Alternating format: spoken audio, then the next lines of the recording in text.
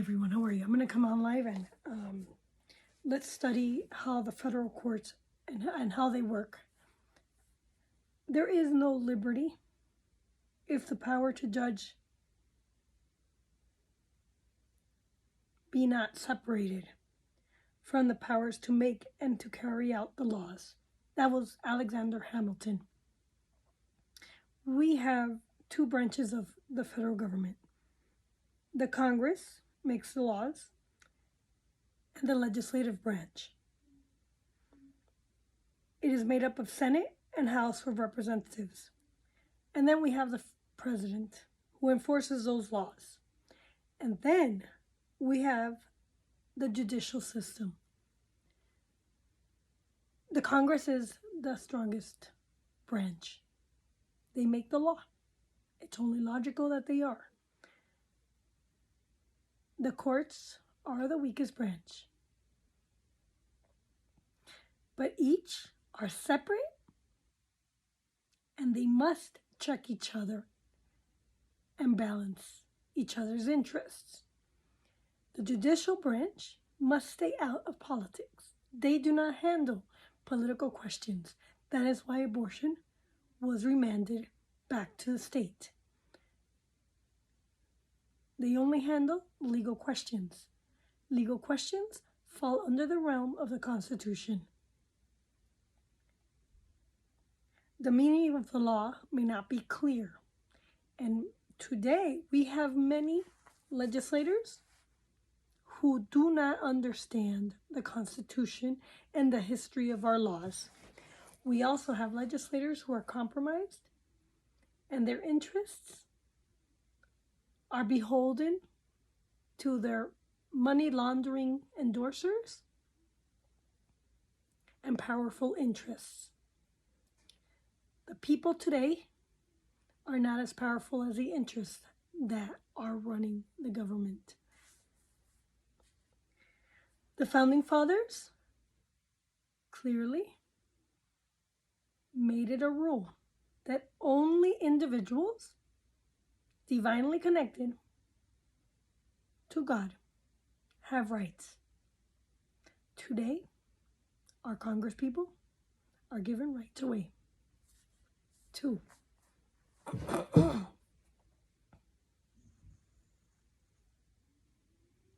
Groups and corporations. We need our courts. We need our courts to be able to, our federal courts to be able to settle quarrels between foreign nations under treaties. The UN has no power because they don't have a constitution with a Bill of Rights. And if we were to fully be governed by the UN, we would not be protected because our rights here in America are given to us by God.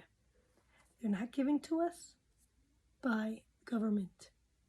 The US is different than any government in the whole entire world because of that Bill of Rights.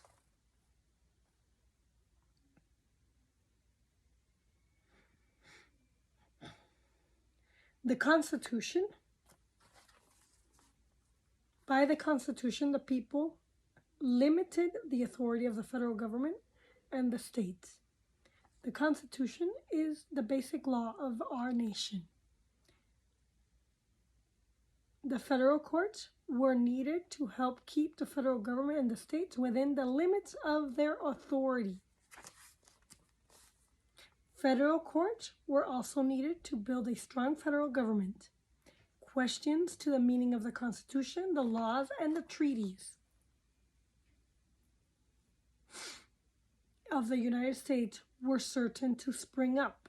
Right now we have treaties that are unconstitutional. And lawyers are the backbone of our country. They are supposed to fight and take those treaties to court and answer the questions that we cannot. But they're not. They're so focused on making money that we've become a bleak nation.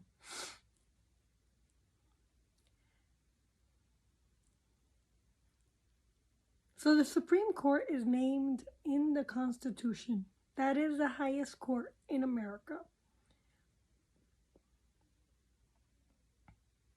It decides constitutional questions, treaties, or laws. It has the last word.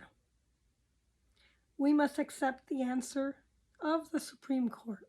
We must not pervert it with political questions. That is why we do things, that is how we do things in our republic. If we want to stay free and we want to protect our Republican form of government, we must rise up and speak. We are not a democracy at all, and I am not racist. I've never treated anyone below me.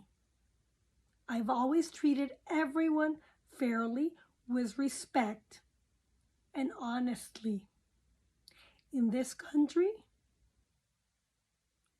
Americans have equal opportunity to be heard.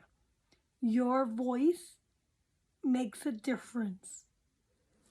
We in America do not discriminate. We are not a Marxist nation. We are not a collective. Each person in America is free. Each person in America who is legally here is protected under the law, the Constitution. The Congress has some control over the Supreme Court. The Congress decides the number of judges and justices. It fixes their pay. No judge can be appointed by the president unless the Senate agrees. The Constitution names certain kinds of cases that must begin and end in the Supreme Court. Like Kamala Harris, she's not eligible. And she's not eligible because we haven't answered the question of who's eligible to run for president and vice president. She has an allegiance problem. We must put a declaratory judgment on Kamala Harris and let the Supreme Court answer the question of who has birthright citizenship to run for office. That is the purpose of Article 2 and the 14th Amendment. She has foreign allegiance and her parents never naturalized.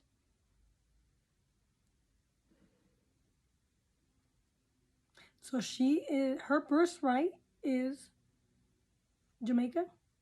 She's a Jamaican American and a British Jamaican American, and she's an Indian, Asian Indian. She is not a United States American. She may have rights, limited rights, to run for office. And she has all the full rights of an American citizen, except running for Senate and president and vice president.